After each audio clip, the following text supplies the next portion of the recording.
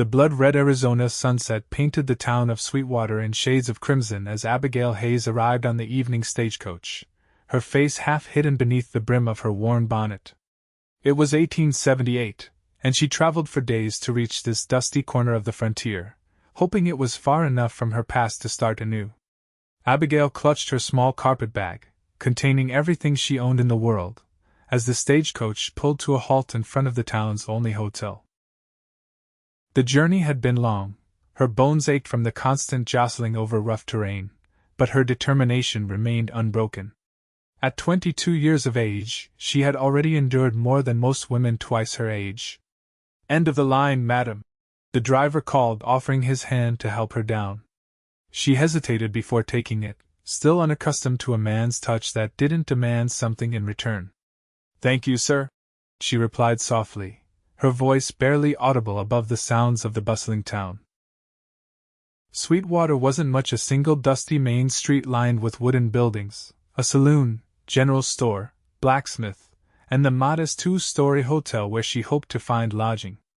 But to Abigail, it represented something she hadn't dared hope for in years, a chance. She made her way to the hotel, her steps measured and cautious. The weight of stairs followed her curious glances from women standing on porches and lingering looks from men lounging outside the saloon.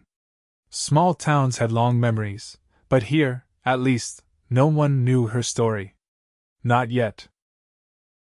The hotel proprietress, a stern-faced woman named Mrs. Wilson, looked Abigail up and down with suspicion. "Rooms 50 cents a night, paid in advance. No gentlemen callers, no noise after 9. And breakfast served from 6 to 8. Abigail carefully counted out $3, almost half of what she had to her name. "For the week, madam. I'll be looking for work tomorrow." Mrs. Wilson's eyebrows rose slightly. "Work, is it? Not much for a young woman around here unless you're looking to serve drinks at the saloon. I can cook, clean, so." "I'm good with numbers, too," Abigail replied, her chin lifting slightly. "I'll find something suitable." The older woman's expression softened fractionally as she handed over a room key. "Second floor, last door on the left. Dr. Pearson's looking for someone to help at his office, might be worth asking there." Abigail nodded her thanks and climbed the narrow staircase to her room. It was small but clean, a narrow bed with an iron frame, a washstand with a chipped porcelain basin, and a small window overlooking the street. She placed her bag on the bed and moved to the window, watching as the last light of day faded from the sky. In the growing darkness, she could see riders coming into town, trail-worn cowboys seeking food, drink, and whatever else the night might offer. One man in particular caught her eye, tall and broad-shouldered, riding a magnificent chestnut stallion. Unlike the others, he didn't head for the saloon but continued down the street toward what appeared to be a large ranch house at the edge of town. Abigail turned away from the window, unpinning her bonnet and releasing her auburn hair from its tight confines. The reflection in the small mirror above the washstand showed a face too thin, eyes too guarded for someone so young. She had been pretty once, before life had taught her that beauty could be as much a curse as a blessing. Morning came with the sound of roosters crowing and wagons rattling down the street below.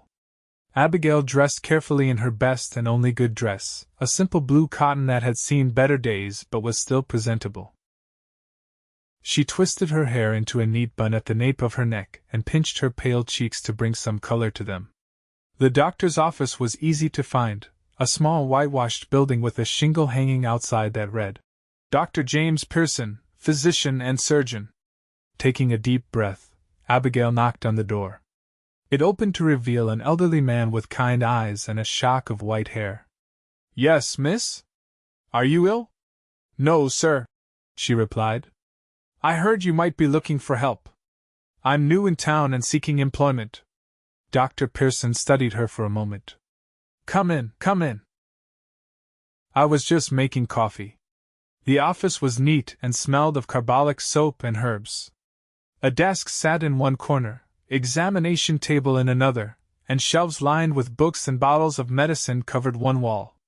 "My last assistant moved back east last month," he explained, gesturing for her to sit. "It's been quite difficult keeping up with everything alone." Can you read and write? Yes, sir. And I'm quick to learn. And your name, young lady? Abigail Hayes. Well, Miss Hayes, the work isn't glamorous: cleaning, organizing supplies, occasionally assisting with patients, keeping records. Can you handle the sight of blood? Abigail thought of all she had seen and endured. Yes, sir. It doesn't trouble me. Good, good. Pay is $3 a week to start. Hours can be long when there's emergency work, but generally from 8 until 6, with Sundays off. He peered at her over his spectacles. Where are you from, Miss Hayes? Back east, she replied vaguely. My parents are gone, and I decided to make a fresh start. He nodded, not pressing further.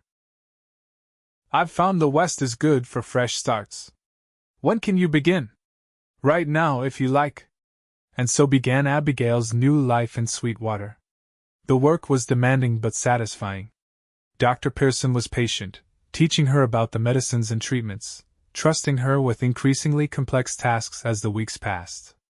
For the first time in years, she began to feel useful, valuable for something other than her body. She had been in town for nearly a month when she encountered him again, the cowboy she'd seen that first night. Dr. Pearson had sent her to deliver medicine to a ranch outside town, the Flying Bee, owned by the Blackwood family. The ranch house was impressive, 2 stories of solid construction with a wide porch wrapping around it. Abigail tied the doctor's horse to the hitching post and approached the front door with trepidation. Before she could knock, it swung open, and there he stood. Up close, he was even more imposing, over 6 feet tall, with broad shoulders and a lean, muscular build that spoke of hard physical work. His face was handsome in a rugged way, tan from the sun, with laugh lines around his eyes that suggested he smiled often, though he wasn't smiling now. Can I help you, miss? His voice was deep, with a hint of Texas in the drawl. Abigail swallowed hard. I've brought medicine from Dr. Pearson, for Mrs. Blackwood. His expression immediately softened. Thank you. Mother's been waiting for it. I'm Brayden Blackwood. Abigail Hayes. I work for the doctor. He nodded, stepping back to allow her entry. Please come in. I'll take you to her. The interior of the ranch house was as impressive as the exterior: polished wood floors, quality furniture, paintings on the walls. It spoke of wealth, but not ostentation. Brayden led her upstairs to a bedroom where an older woman reclined against pillows, a book open on her lap. Mother, this is Miss Hayes from Dr. Pearson's office. She's brought your medicine. Mrs. Blackwood smiled warmly. How kind of you to deliver it personally. Please sit for a moment. You must be the new girl James mentioned. Abigail perched on the edge of a chair, feeling out of place in such fine surroundings. Yes, madam. I started working for the doctor about a month ago. And how do you find our little town? Mrs. Blackwood asked, studying her with intelligent eyes. It's peaceful, Abigail replied carefully. The people have been kind. Some kinder than others, I imagine, the older woman said with a knowing look. Small towns can be difficult for newcomers, especially young women on their own. Abigail's cheeks colored. There had been talk, of course. Whispers about why a young, unmarried woman would arrive alone, seeking work instead of a husband. Nothing malicious yet, but questions that hinted at suspicion. I've managed well enough, she said. Brayden, who had been standing quietly by the door, stepped forward. Miss Hayes, would you like some refreshment before you head back to town? It's a hot day for riding. The offer was made with such genuine courtesy that Abigail found herself accepting, though her instinct was to flee. She followed him downstairs to a spacious kitchen where a middle-aged Mexican woman was kneading bread dough. Elena, this is Miss Hayes from the doctor's office. Could we trouble you for some lemonade? Of course, Senor Brayden, Elena replied with a warm smile for Abigail. Sit, sit. I just made it fresh this morning. They sat at a large wooden table, an awkward silence stretching between them until Brayden spoke. Dr. Pearson is lucky to have found you. He's been struggling since Miss Collins left. I'm fortunate he gave me the opportunity, Abigail replied. Not many would hire a woman with no references. Brayden's gaze was direct but not unkind. Sometimes a person's character speaks for itself. Elena brought 2 glasses of lemonade, cold and sweet, before returning to her bread making. Abigail sipped hers gratefully, the cool liquid soothing her parched throat. Have you always wanted to be a doctor's assistant? Brayden asked. No, she admitted. But I'm learning to love it. There's satisfaction in helping people. That there is, he agreed. Is that why you came west? To help people? Abigail set down her glass carefully. I came west because there was nothing left for me back east. Something in her tone must have warned him not to press further, for he nodded and changed the subject. Well, Sweetwater could use more helping hands. We're growing fast since the railroad spur came through last year. They talked of neutral things after that: the town, the weather, the upcoming harvest festival. Brayden was easy to talk to, lacking the presumption and pushiness she'd come to expect from men. When she finally rose to leave, he walked her to her horse. Thank you for bringing Mother's medicine, he said, helping her mount. I hope we'll see you again, Miss Hayes. Abigail looked down at him, studying his face in the bright afternoon sun. There was something about him, a steadiness, a quiet strength that made her wish, just for a moment, that she could be the kind of woman who might matter to a man like him. Good day, Mr. Blackwood, she said softly, turning the horse toward town. As the weeks passed, Abigail settled into life in Sweetwater. She moved from the hotel to a small room behind the doctor's office, saving most of her wages. The work kept her busy and gave her purpose. She learned to set broken bones, stitch wounds, and deliver medicines with competence and compassion. Dr. Pearson came to rely on her, and the townspeople gradually accepted her presence. Not all, of course. There were still whispers, still suspicious glances from the more righteous women of the town, but enough that she began to feel, if not at home, at least not entirely out of place. She saw Brayden Blackwood occasionally. Sometimes he would come into town for supplies, tipping his hat to her when they passed on the street. Once, he brought a ranch hand with a nasty gash on his arm to the doctor's office, and she helped clean and stitch the wound while Dr. Pearson was out delivering a baby. You have a steady hand, Brayden remarked, watching her work. Steadier than my patient's, she replied with a small smile, nodding at the cowboy who was gritting his teeth against the pain. Jake here thought he could clear brush faster than anyone else on the ranch, Brayden explained, clapping the injured man on his good shoulder. Pride makes for careless work. So does haste, Abigail added, finishing the last stitch and beginning to bandage the wound. This needs to stay clean and dry. Come back in a week so I can check it. Jake nodded, clearly impressed with her professionalism. Yes, madam. Thank you kindly. After they left, Abigail found herself thinking about Brayden more than she should. There was something compelling about him, something that drew her despite her determination to keep her distance from all men. It was foolishness, she knew. Men like Brayden Blackwood, respectable, from good families, didn't court women with pasts like hers. Not for marriage, anyway. Summer faded into autumn, bringing cooler weather and the harvest festival. The entire town turned out for the celebration, with food, music, games, and dancing in the town square. Dr. Pearson insisted Abigail attend, saying she'd worked too hard not to enjoy herself for one evening. She wore her blue dress, freshly washed and pressed, with a white lace collar she'd sewn herself. Her hair, usually confined in a practical bun, she wore in a simple knot at the nape of her neck with a few soft curls framing her face. Looking in the mirror, she hardly recognized herself. There was color in her cheeks, a brightness to her eyes that hadn't been there when she arrived. The festival was in full swing when she arrived. Tables groaned under the weight of food brought by families from town and surrounding ranches. A small band played lively tunes, and couples were already dancing on a wooden platform erected for the occasion. Abigail found a quiet spot to observe, content to watch the festivities rather than participate. She didn't notice Brayden approach until he was standing beside her. Miss Hayes, he said, tipping his hat. You look lovely this evening. She felt her cheeks warm at the compliment. Thank you, Mr. Blackwood. Are you enjoying the festival? More now, he replied with a smile that made her heart skip.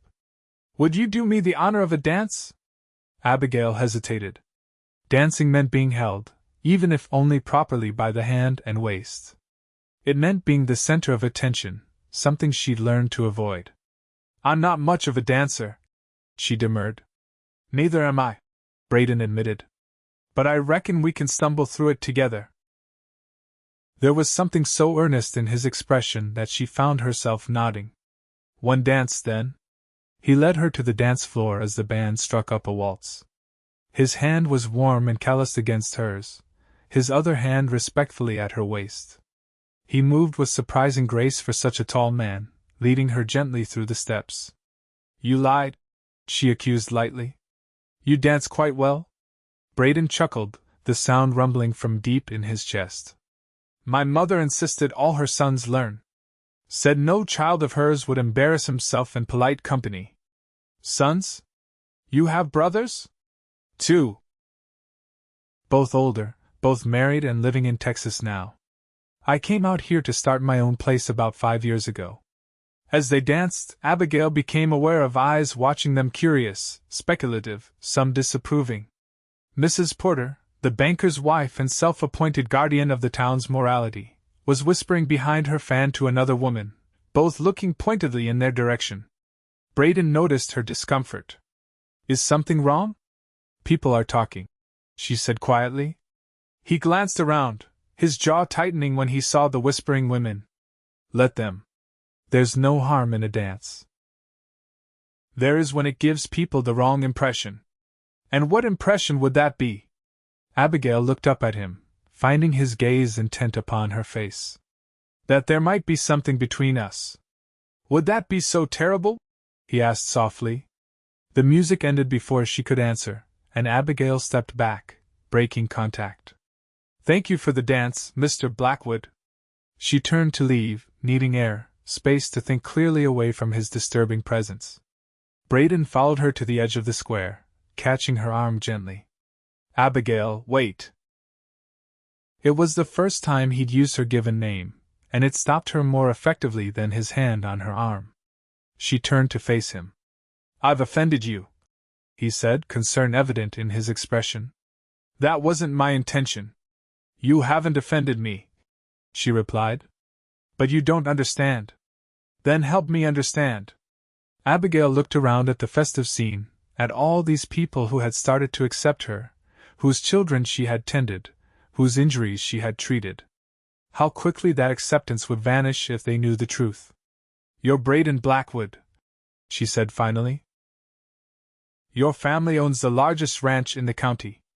You're respected, admired. I'm no one. A woman with no family, no past I care to discuss. People are already wondering why you'd dance with me. If you showed any further interest, the questions would only get worse. His expression softened. I don't give a damn about what people question. Well, I do, she replied sharply. I've worked hard for the little bit of respect I've earned in this town. I won't risk it, not even for. She stopped, unwilling to finish the thought. Not even for what? He pressed. Abigail shook her head. It doesn't matter. Good night, Mr. Blackwood. This time when she walked away, he didn't follow. The next morning, Abigail was sorting supplies in the doctor's office when Mrs. Wilson from the hotel burst in, clutching her young son who was gasping for breath, his face alarmingly blue-tinged. Dr. Pearson! The woman cried. Help him, please! Dr. Pearson was out on a house call, but Abigail didn't hesitate. Bring him here, she directed, clearing the examination table. How long has he been like this? It started last night, just a cough. But this morning he couldn't catch his breath. Mrs. Wilson explained, tears streaming down her face. Abigail examined the boy quickly, recognizing the symptoms of croup. She had seen Dr. Pearson treat it before. I need to prepare a steam treatment. Hold him upright, it will help him breathe. Working swiftly, she boiled water and added the herbs Dr. Pearson used for respiratory ailments. She created a tent with a sheet and had Mrs. Wilson hold the boy under it, letting him breathe the medicated steam. "Is he going to die?" Mrs. Wilson asked, her voice breaking. "Not if I can help it," Abigail replied firmly, preparing a second treatment to ease the inflammation in his throat. For an hour, she worked tirelessly, alternating treatments until finally, the boy's breathing eased and the blue tinge receded from his lips. When Dr. Pearson returned, he found Abigail administering a soothing syrup to a much improved patient. "You've done well," he said after examining the boy. "Exactly what I would have done." Mrs. Wilson grasped Abigail's hand. "Thank you," she said fervently. "I'll never forget this." Word of Abigail's quick thinking spread through town, earning her new respect. Even Mrs. Porter nodded to her in passing, a significant improvement over previous snubs. But the gossip about her dance with Brayden Blackwood continued, taking on new life when he began appearing in town more frequently, often finding reasons to stop by the doctor's office. "That young Blackwood has his eye on you," Dr. Pearson remarked one afternoon after Brayden had left, having delivered a jar of honey from the ranch's hives. "For medicinal purposes." Abigail concentrated on the inventory list she was updating. "He's just being neighborly," the doctor chuckled. "I've known Brayden since he was a boy. Neighborly doesn't usually involve riding 10 miles to deliver honey." She said nothing, unwilling to examine her feelings too closely. Brayden confused her. He was unfailingly polite, never presumptuous, yet persistent in his attentions in a way that both frightened and thrilled her. A week after the harvest festival, Abigail was walking back to her room late one evening when she heard footsteps behind her. Before she could react, a hand clamped over her mouth, and she was dragged into the alley beside the general store.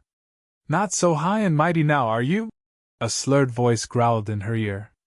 She recognized it immediately. Frank Porter, the banker's son, a notorious troublemaker who had made unwelcome advances to her several times. Fear and rage surged through her in equal measure. She bit down hard on the hand covering her mouth, earning a yelp of pain and a momentary loosening of his grip. It was enough for her to twist away, but he caught her arm, spinning her around to face him. "You think you're too good for me?" he snarled, his breath reeking of whiskey. "Dancing with Blackwood like some fine lady.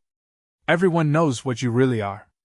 "Let me go," Abigail demanded, her voice steady despite her racing heart.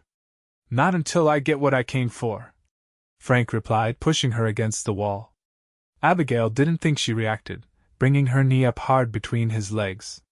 Frank doubled over with a howl of pain, and she shoved past him, running for the street. She didn't see the wooden crate in her path until she tripped over it, falling hard to the ground. Frank recovered enough to lunge for her, grabbing her ankle. Abigail kicked and struggled, her fingers scrambling for anything she could use as a weapon. They closed around a discarded bottle, and she swung it blindly, connecting with the side of Frank's head. He reeled back, blood streaming from a cut above his eye. "You crazy bitch!" the lady said. "Let her go." The voice was cold, dangerous, and utterly familiar. Brayden stood at the entrance to the alley, his expression murderous as he strode forward and hauled Frank to his feet by his collar. "Blackwood," Frank slurred, still dazed from the blow. "This ain't none of your business." "I'm making it my business," Brayden replied, his grip tightening. "Now apologize to the lady," Frank sneered. "Lady? That's rich. Ask around about your lady. Ask why she really left Boston. She's damaged goods, Blackwood." Brayden's fist connected with Frank's jaw with a sickening crack, sending the younger man sprawling unconscious to the ground. "Are you hurt?" he asked Abigail, his voice gentle now as he knelt beside her. She shook her head, though her palms were scraped raw from the fall and her heart was still hammering. "I'm fine. You shouldn't have done that. He deserved worse," Brayden replied grimly, helping her to her feet. "Come on, I'll walk you home." They left Frank in the alley and walked in silence to the doctor's office. At the back door to her room, Abigail finally spoke. How did you happen to be there? I was leaving the saloon when I heard the commotion, Brayden explained. Thank God I did. Thank you, she said quietly. But it would be better if you stayed away from me now. Brayden's brow furrowed. Because of what that worthless drunk said? Abigail, I don't care about rumors or gossip. It's not just gossip, she replied, her voice barely audible. What he said? There's truth in it. Whatever happened in your past, it doesn't matter to me. Abigail looked up at him, finding only sincerity in his expression. It would if you knew. Then tell me, he said simply. Whatever it is, we can face it together. The offer was tempting, so tempting she almost gave in. But the memory of other men's rejection, of disgust replacing desire in their eyes when they learned the truth, stopped her. Good night, Mr. Blackwood, she said instead, slipping inside and closing the door firmly behind her. The next morning, Abigail awoke to find the town buzzing with news of the altercation. Frank Porter was sporting a magnificent black eye and a swollen jaw, telling anyone who would listen that Brayden Blackwood had attacked him without provocation. Few believed him. Frank's reputation for drunken brawling preceded him, but it added fuel to the speculation about Brayden's interest in the doctor's assistant.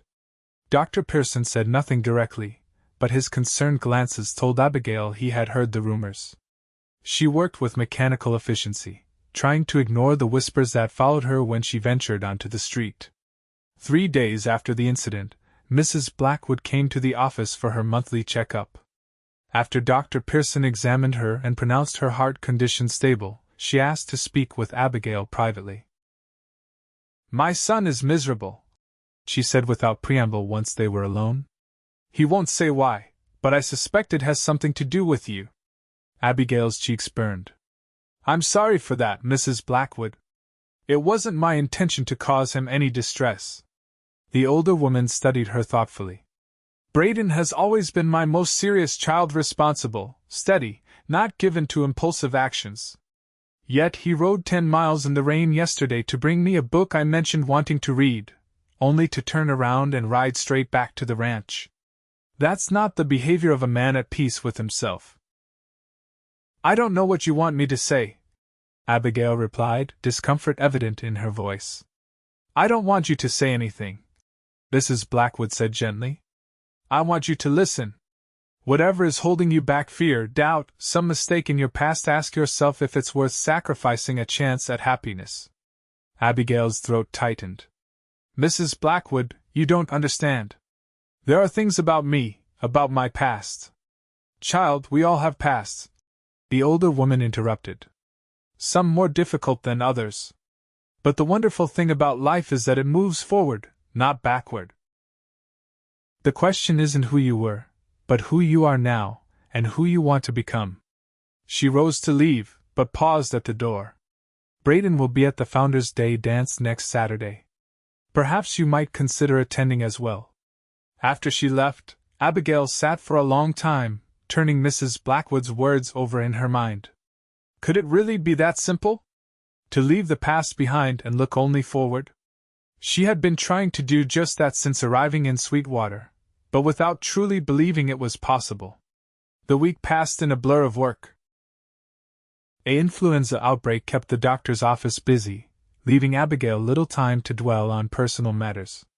By Saturday, the last of the serious cases was on the mend, and Dr. Pearson insisted she take the evening off. Go to the dance, he urged. You've earned some enjoyment. Abigail hesitated, torn between desire and fear. I don't know if that's wise. The doctor's expression softened. Abigail, I've watched you these past months. You're intelligent, compassionate, hardworking. Any man would be fortunate to win your affection. Don't let whatever shadows you're running from rob you of a chance at happiness. His words echoed Mrs. Blackwood's so closely that Abigail wondered if they had conspired together. Still, she resisted.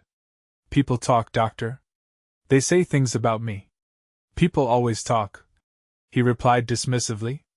What matters is whether you let their talk define you.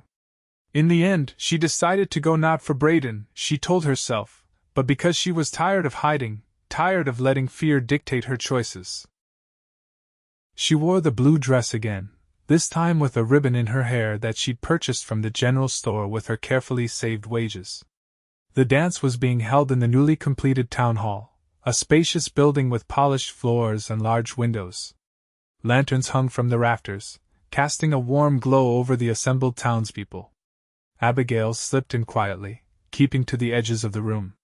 She spotted Brayden immediately standing taller than most of the men, his dark hair neatly combed, wearing a clean white shirt and dark trousers instead of his usual ranch clothes.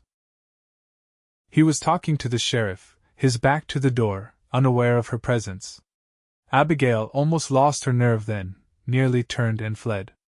But at that moment, Mrs. Blackwood noticed her from across the room and smiled in welcome. It would be rude to leave now, she decided, moving further into the room. Several people greeted her, including Mrs. Wilson, who introduced her to her husband as the young woman who saved our Thomas. The banker nodded politely, though his wife still regarded Abigail with suspicion. Their son Frank was conspicuously absent. Abigail had just accepted a cup of punch when she felt someone behind her. She turned to find Brayden, his eyes lighting up at the sight of her. "You came," he said, as if her presence was the only thing that mattered. "I came," she agreed, suddenly shy. "Would you walk with me?" he asked. "It's a bit crowded in here." Abigail nodded, setting down her untouched punch. They slipped outside onto the porch that wrapped around the building. The night was cool but not cold, the sky ablaze with stars. "I didn't think I'd see you tonight," Brayden said after a moment. "Not after." "After I told you to stay away?" Abigail finished for him. "I've been told I can be stubborn sometimes." That earned a small smile. Determined is how I'd put it. They stood in silence for a moment, listening to the music drifting from inside. Finally, Brayden spoke again. "Abigail, whatever you think is keeping us apart, whatever it is you're afraid to tell me, I want you to know it doesn't matter to me." "It should," she replied, turning to face him fully. "You deserve someone untouched by scandal, someone who can stand beside you without whispers following her." "What I deserve," he said carefully, "is someone who sees me for who I am, not what I own or what my name is worth. Someone honest and brave and kind." He took her hand gently. "Someone like you." Abigail felt tears prick at her eyes. "You don't know what you're saying." "Then tell me," he urged. "Whatever it is, tell me now. If it changes how I feel, I'll walk away and never bother you again." She looked into his eyes, seeing nothing but sincerity, and something else, something that looked remarkably like love. Taking a deep breath, she began to speak. "I was born in Boston to a good family. My father was a merchant, successful enough that we lived comfortably. When I was 17, he arranged a marriage for me with the son of his business partner, a man named Charles Whitman." She paused, the memories still painful after all this time. "Charles was handsome, charming when he wanted to be. I thought myself in love, or at least content with the match. But a week before the wedding, my father's business failed. Charles's father pulled out of the partnership, and Charles—" She swallowed hard. "Charles broke the engagement, publicly and humiliatingly." Brayden's hand tightened on hers, but he remained silent, letting her continue. "My father fell ill after that, consumed by shame and failure. I took a position as a companion to a wealthy widow to help pay for his medicines. Her nephew was often in the house, a man named Richard Thornfield. He paid me attention, made me feel valued when I was at my lowest. I was naive, desperate for affection after Charles's rejection." She couldn't look at Brayden now, focusing instead on their joined hands. "Richard seduced me. Promised marriage, promised to care for my father. I believed him. By the time I realized he had no intention of keeping those promises, it was too late. I was ruined." The word hung between them, heavy with implication. Still, Brayden didn't release her hand or step away. "When his aunt discovered what had happened, she dismissed me without references. My father died soon after, leaving nothing but debts. No respectable household would employ me. Charles, who had come back seeking reconciliation when his father's business also failed, withdrew his offer when he learned what had happened. He called me damaged goods, said no decent man would want me now. Abigail finally raised her eyes to Brayden's face, expecting disgust or at least disappointment. Instead, she found anger not directed at her, but on her behalf. What happened then? He asked quietly. I did what I had to survive, she replied, her voice barely audible. Took work in places where questions weren't asked about a woman's past. Until I saved enough to come west, to try to start again where no one knew me. Brayden was silent for a long moment after she finished. Abigail's heart sank. She gently tried to withdraw her hand, but he wouldn't let go. Is that all? He asked finally. Abigail blinked in confusion. All? Isn't it enough? Brayden shook his head, a small smile forming. I mean, is that what you've been so afraid to tell me? That you trusted a man who betrayed that trust? That circumstances forced you to make difficult choices to survive? I'm not pure, she said, the word bitter on her tongue. In the eyes of the world, I'm ruined. The world can go hang, Brayden replied with sudden fierceness. I don't care what the world thinks. I care about you, the woman who works tirelessly to help others, who saved a child's life, who fought off a drunk twice her size, who looks at the stars like they hold all the answers she's seeking. He stepped closer, his free hand coming up to gently touch her cheek. You are not damaged, Abigail Hayes. You're the strongest, most whole person I've ever known. A tear slipped down her cheek, and Brayden brushed it away with his thumb. The question isn't whether you're good enough for me, he continued softly. It's whether I'm good enough for you. How can you say that? She whispered. After what I told you. Because it's the truth, he replied simply. Because when I look at you, I don't see your past. I see the woman I've fallen in love with. Abigail's breath caught. Love? Brayden nodded, his expression earnest. I love you, Abigail. I think I've loved you since that first day you came to the ranch, standing so straight and proud despite being clearly uncomfortable. I've watched you build a life here through hard work and determination.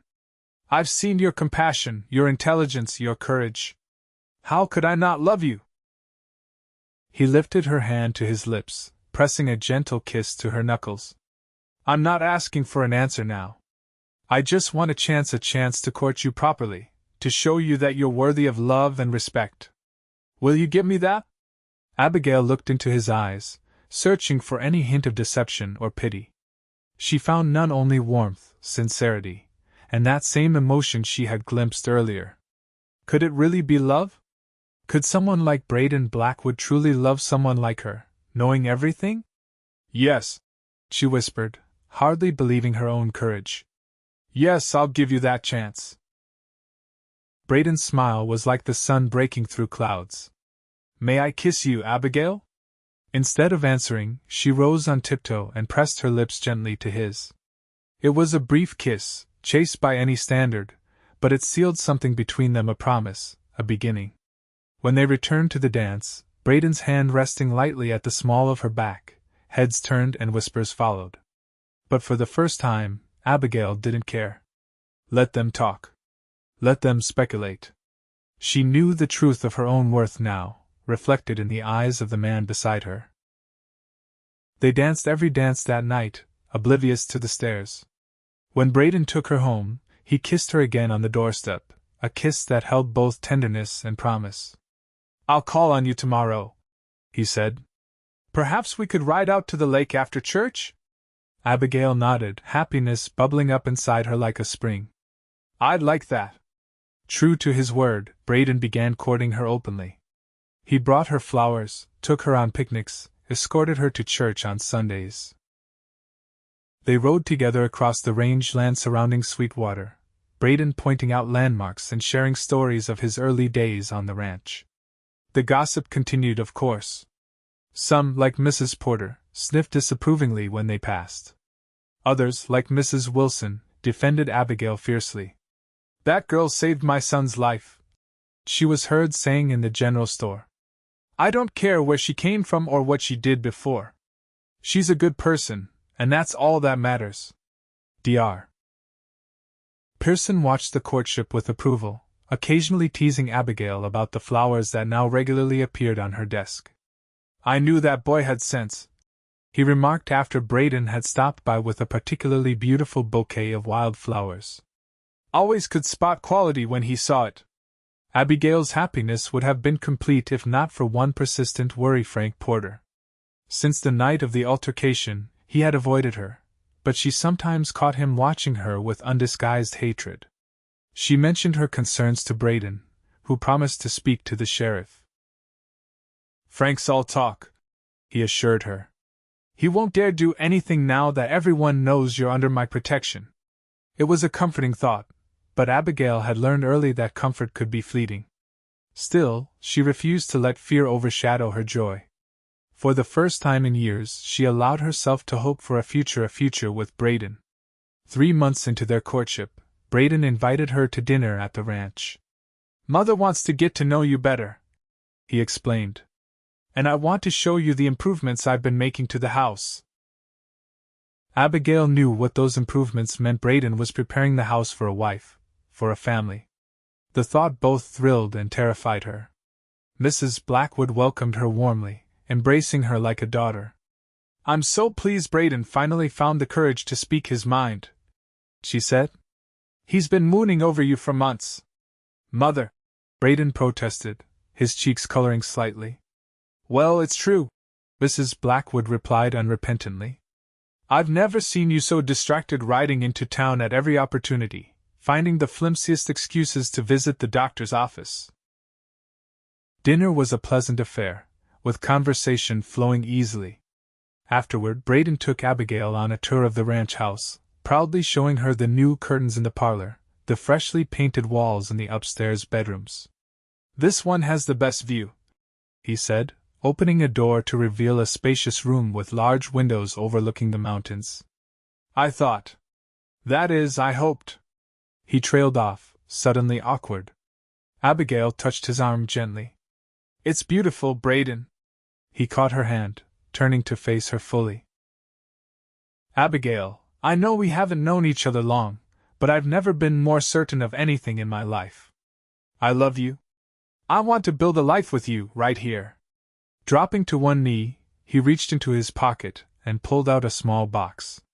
Inside was a ring, a delicate gold band set with a perfect sapphire that matched the blue of her dress. "Will you marry me, Abigail Hayes? Will you be my wife, the mother of my children, my partner in all things?" Abigail's hand flew to her mouth, tears springing to her eyes. Despite the growing closeness between them, despite his assurances that her past didn't matter, she had never truly believed this moment would come. "Are you sure?" she whispered. "Truly sure? There will be talk." "Let them talk," Brayden replied firmly. "All that matters is what's between us. I love you, Abigail. Every part of you, past, present, and future." Looking into his eyes, seeing nothing but love and certainty there, Abigail finally let go of the last of her doubts. "Yes," she said, her voice growing stronger. "Yes, Brayden Blackwood, I will marry you." His face lit up with joy as he slid the ring onto her finger. Rising to his feet, he pulled her into his arms and kissed her deeply, pouring all his love and promise into the embrace. When they finally broke apart, breathless and smiling, Brayden rested his forehead against hers. "We'll be married as soon as possible. I don't want to wait." "Neither do I," Abigail admitted. After so many years of loneliness, the thought of belonging somewhere, to someone, was irresistible. Mrs. Blackwood was delighted with the news, immediately launching into plans for the wedding. "Nothing too elaborate," she said, noting Abigail's worried expression. "But proper nonetheless. You'll need a proper dress, of course. I have some material that would be perfect." As the women discussed details, Brayden watched with a contented smile, occasionally catching Abigail's eye and winking conspiratorially. Later, as he drove her back to town in the buggy, Abigail leaned against his shoulder, happier than she had ever thought possible.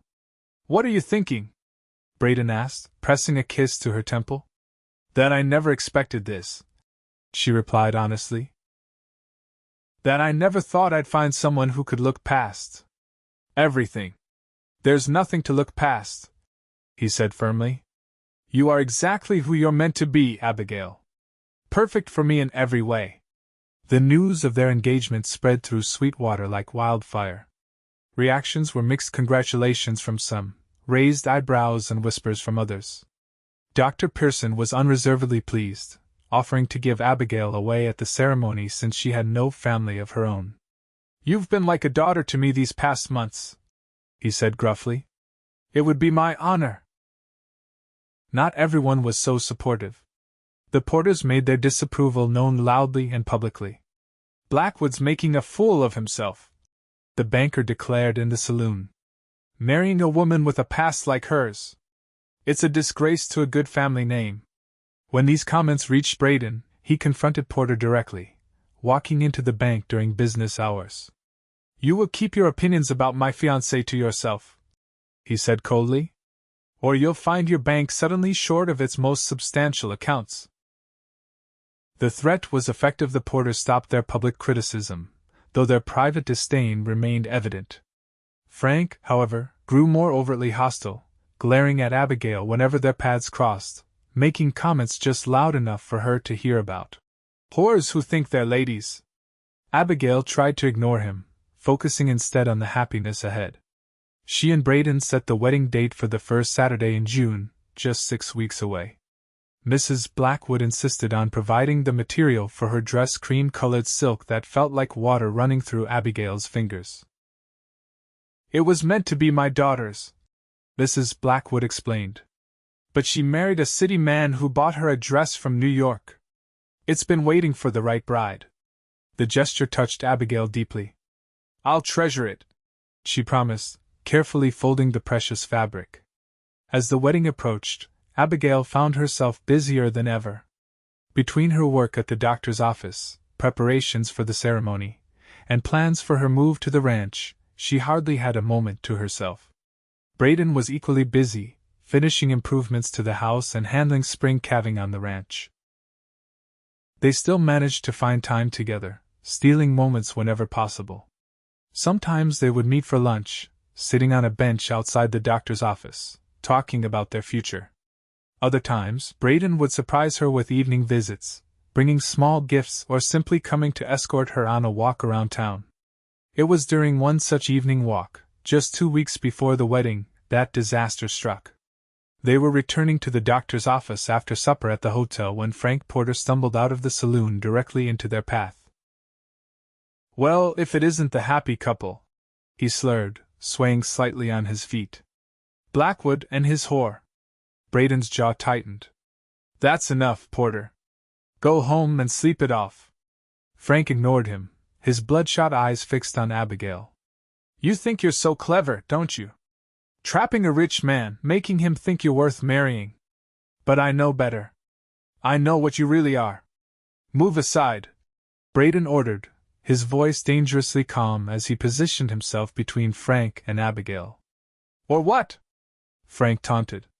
"You'll hit me again? Go ahead." "Everyone should know the truth about your precious fiancé." Abigail touched Brayden's arm. "Let's just go. He's not worth it." Frank laughed harshly. "That's right, runaway. But you can't hide from the truth. I wrote to Boston, you know. Asked about a certain Abigail Hayes who left under mysterious circumstances."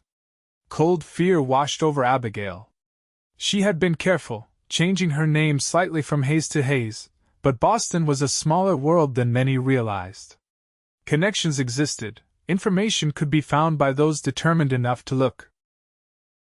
"I said that's enough," Brayden repeated, his hands clenching into fists. "The reply came yesterday," Frank continued maliciously. "Very interesting reading. Especially the part about your time at Madame Russell's establishment.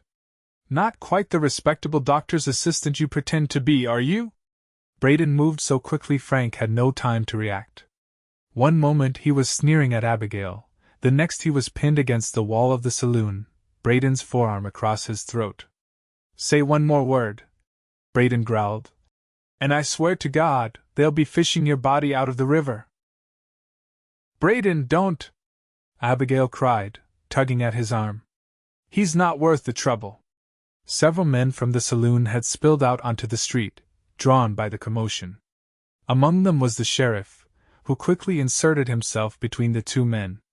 "That's enough, boys," he said firmly. "Break it up." Brayden stepped back, his eyes still burning with rage. Frank rubbed his throat, a malicious smile spreading across his face despite his near throttling. "Ask your bride about Madam Russell's, Blackwood," he called as the sheriff led him away. "Ask her how many men she entertained before you." The damage was done. The words hung in the air, heard clearly by everyone present. Abigail felt the stares, saw the shocked expressions turning to disgust or pity. Even the sheriff glanced back at her, his eyebrows raised in question. Brayden took her arm gently. "Come on," he said quietly. "Let's get you home." They walked in silence back to the doctor's office. Abigail's mind was racing, trying to find the words to explain, to make him understand. When they reached her door, she turned to face him, steeling herself for the rejection she was certain would come. "Brayden, I can explain." He cut her off with a gentle finger to her lips. "You don't need to explain anything to me, Abigail. Not one thing." She blinked back tears. "But what he said is nothing I didn't already guess," Brayden replied softly. "You told me you did what you had to survive. I never asked for details because they don't matter to me. But now everyone knows," she whispered, the reality of her situation sinking in. "Or they will by morning. The doctor, your mother. Everyone." Brayden took her hands in his grip firm and reassuring. "And nothing will change. Not my love for you, not our plans. Mother already suspects much of your past. She's a wise woman who's seen more of the world than most realize. And Dr. Pearson." He smiled slightly. "I'd wager the good doctor has known all along. He didn't hire you without references out of pure charity." Abigail stared at him in disbelief. "How can you be so calm about this?" "Your reputation is my own concern," he interrupted firmly. "And considerably less important to me than you are." "People will talk," she insisted. "They won't want their children treated by a woman with my history. They won't accept me as your wife." "Some won't," Brayden agreed. "Those people don't matter. The ones who do, the ones who've seen your character, your goodness, they'll stand by you. By us." He cupped her face gently, his eyes never leaving hers. "Nothing has changed, Abigail. Not one thing. I still love you. I still want to marry you. Unless..." His expression faltered for the first time. "Unless you've changed your mind?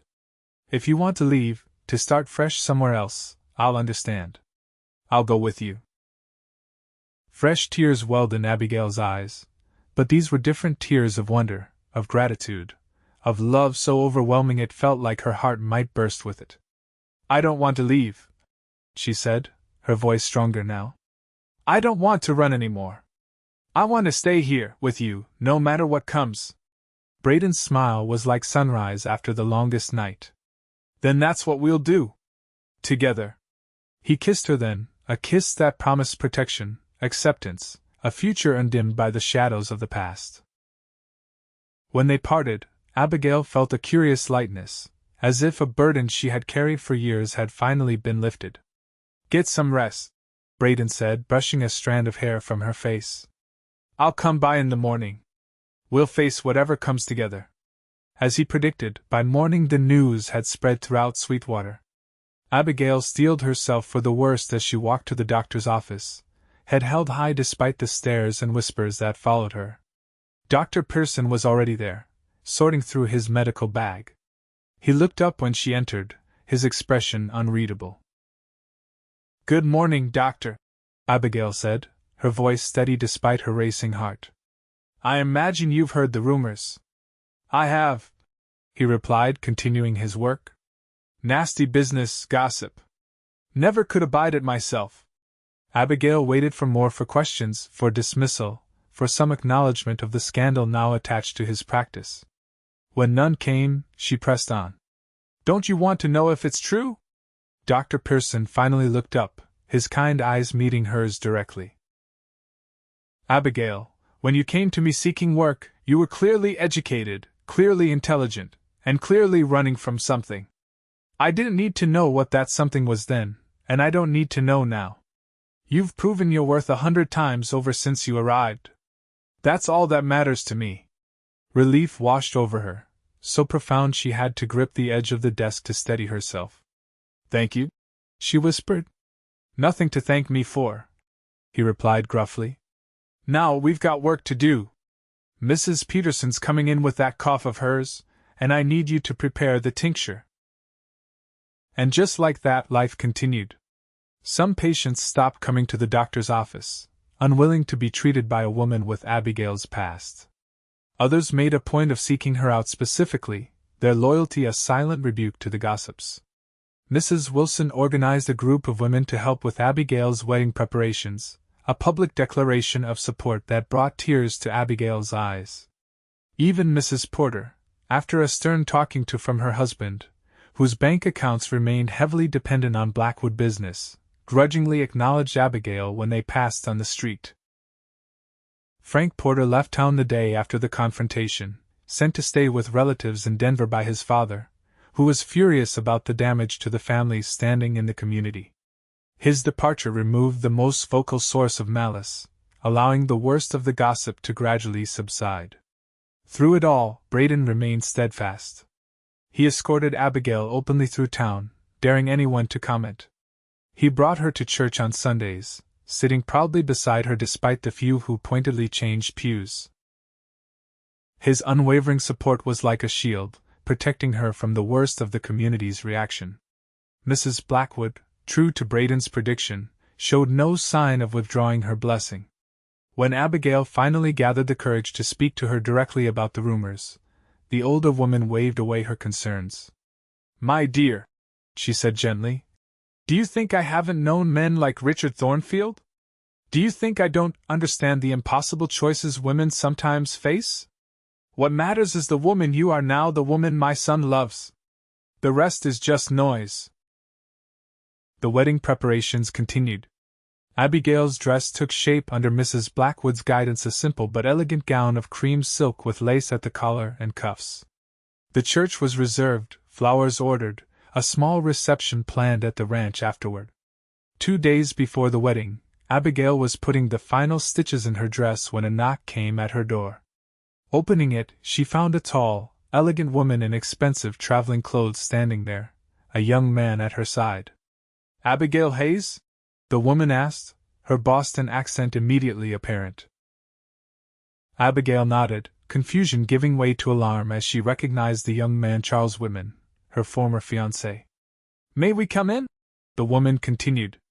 I'm Eleanor Russell. I believe you once worked for me. Madam Russell. Here, in Sweetwater. Abigail's blood ran cold, but she stepped back, allowing them entry. There was no point in denials or evasions now.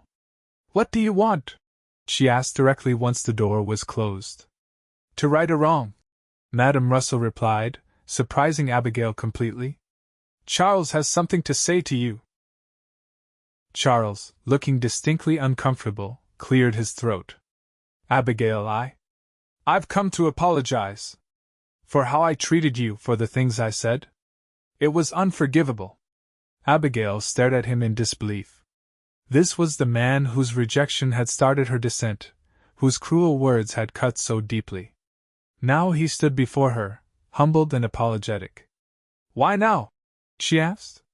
Why come all this way? Because I was wrong, Charles replied simply. Because I've spent the past 4 years regretting my actions. And because when I heard about Frank Porter's inquiries, I feared he meant you harm. Madam Russell stepped forward. Charles came to me when he received Porter's letter. We decided to come immediately, to ensure his insinuations didn't damage your new life. You're a bit late for that, Abigail said dryly. The damage is done. Perhaps not entirely, Madam Russell countered. We've spoken to your Dr. Pearson and to the sheriff. We've made it clear that Porter's version of events was greatly exaggerated. Abigail's brow furrowed. I don't understand. I told them the truth, Charles explained. That I abandoned you when your father lost his fortune. That Richard Thornfield took advantage of your vulnerability. That you worked for Madame Russell, yes, but as a bookkeeper and occasional piano player, never as. He trailed off, unable to say the words. And they believed you? Abigail asked skeptically. They wanted to believe me, Charles replied. Especially after your Brayden Blackwood threatened to call Porter out if he ever returned to town. Madame Russell smiled slightly. Your Mr. Blackwood is quite impressive. He made it very clear that your past is exactly that past. And that anyone who couldn't accept that would answer to him. Abigail sank into a chair, overwhelmed by this unexpected turn of events. I don't know what to say. So you'll allow us to attend your wedding? Charles suggested hesitantly. As witnesses to your happiness. It would ease my conscience considerably. Abigail looked at the man she had once thought she would marry. There was no trace of the arrogant young gentleman who had broken her heart so callously. In his place stood someone humbled by his own mistakes, seeking redemption. Yes, she said finally. You may attend. Both of you. After they left, Abigail sat for a long time, trying to process what had happened. It wasn't forgiveness she felt toward Charles, not yet, perhaps not ever. But there was a sense of closure, of a circle completed. The past that had haunted her for so long was finally losing its power. When Brayden came to see her that evening, she told him about the unexpected visitors. His initial anger at their presumption quickly gave way to cautious approval of their intentions. If their presence helps put this business to rest once and for all, I'm grateful, he said. Though I'd have preferred to spare you the meeting. It was oddly healing, Abigail admitted. To see Charles humbled, to hear him acknowledge his wrong, and to know that Madame Russell traveled all this way out of concern for me. Brayden took her hands in his. Are you ready for Saturday? For our life to begin? Abigail smiled, a genuine smile that reached her eyes and lightened her entire being. More than ready. I've been waiting my whole life for you, Brayden Blackwood. I just didn't know it until now. The wedding day dawned clear and bright, the June sun warming the earth without the scorching heat of high summer. Abigail dressed in her cream silk gown, Mrs. Wilson and Mrs. Blackwood helping with the buttons and arranging her hair. She wore it down, as Brayden preferred, with small white flowers woven through the auburn waves. You look beautiful, Mrs. Blackwood said, tears in her eyes as she fastened her own pearl necklace around Abigail's throat. Something borrowed, she explained. And something I hope you'll keep in the family for your own daughter someday. The church was full when Abigail arrived, fuller than she had expected. Not everyone in town had come, but more than she had dared hope. In the front pew sat Charles and Madame Russell, the latter elegant in deep blue silk. Across the aisle, Mrs. Porter sat stiffly beside her husband, her presence a reluctant concession to social necessity. And at the altar, waiting for her, stood Brayden. He was resplendent in a new black suit, his dark hair neatly combed, his face alight with joy as he watched her walk toward him on Dr. Pearson's arm. The ceremony was simple but heartfelt. They exchanged traditional vows, promising to love, honor, and cherish each other for all their days. When the minister pronounced them husband and wife, Brayden's kiss was tender but possessive, a public declaration that she was his, and he was hers, now and forever. The reception at the ranch was a surprisingly joyful affair. Neighbors and townspeople who had come out of curiosity or obligation found themselves caught up in the genuine happiness of the bride and groom. Even Mrs. Porter unbent enough to congratulate Abigail, though her smile remained stiff. Charles approached them as the celebration was winding down. I wish you both every happiness, he said sincerely. Abigail, you've found a far better man than I could ever have been. Thank you, Charles, she replied, surprised to find she meant it. I hope you find happiness as well. Madame Russell's farewell was more cryptic. Remember, my dear, she said, embracing Abigail warmly, the past shapes us, but it need not define us. You've proven that more beautifully than I ever could. As the last guests departed, Brayden led Abigail upstairs to the bedroom with the mountain view, their bedroom now. Someone, probably Elena, had filled vases with wild flowers and turned down the bed, a bed that would no longer be empty and cold. Welcome home, Mrs. Blackwood, Brayden said softly, drawing her into his arms. Abigail leaned into his embrace, savoring the strength and warmth of him. Home, she repeated, testing the word, finding it fit perfectly. I like the sound of that. And I like the sound of your name. Abigail Blackwood. He kissed her gently, then with growing passion. My wife. My love. My whole world. As night fell over the ranch, Abigail gave herself completely to her husband, finding in his love the healing she had sought for so long. Brayden's touch was gentle yet passionate, his patience infinite as he guided her to pleasure unmarred by shame or fear. You are perfect, he whispered against her skin. Exactly as you are. Whole and perfect in mine. In the years that followed, the scandal that had once threatened to destroy Abigail's happiness faded to a distant memory. She continued working with Dr. Pearson until their first child was born, a daughter they named Catherine Eleanor, after both their mothers. 2 years later came a son, James Pearson Blackwood, followed by another daughter, Rose. The Flying Bee prospered under Brayden's management, growing to become one of the most successful ranches in the territory. Abigail used her knowledge of bookkeeping to help with the business side, proving herself as valuable a partner in work as she was in life. When Dr. Pearson retired, he sold his practice to a young doctor from Chicago who was happy to employ Abigail part-time, allowing her to continue the work she loved while raising her family. Her reputation as a skilled healer grew, and women from surrounding ranches often sought her advice on matters both medical and personal. Charles Whitman eventually settled in San Francisco, occasionally sending letters that spoke of his continued regret and his gradual building of a new life. Madame Russell returned to Boston, but not before establishing a trust fund for young women seeking education and respectable employment in the Western Territories, a fund she named after Abigail. As for the Porters, they left Sweetwater when the bank failed following some unwise investments.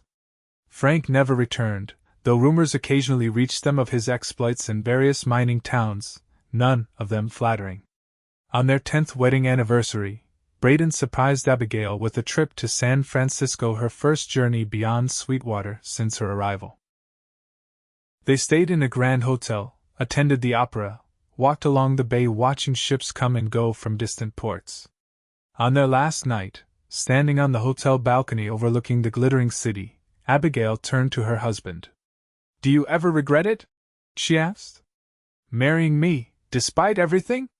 Brayden looked at her with the same love that had been in his eyes on their wedding day. Not for a single moment, he replied, drawing her into his arms. You are the best decision I ever made. Even with all the gossip? All the trouble? What trouble? He asked, genuinely puzzled. I got you 3 beautiful children, and a life fuller than I ever dreamed possible. Where's the trouble in that? Abigail laughed, leaning into his embrace. When you put it that way. The only thing I regret, Brayden continued more seriously, is that you had to suffer so much before you found your way to me. If I could change that, I would. I wouldn't, Abigail replied, surprising herself with the realization. If my path had been different, I might never have come to Sweetwater. Never have found you. And that would have been the greatest loss of all.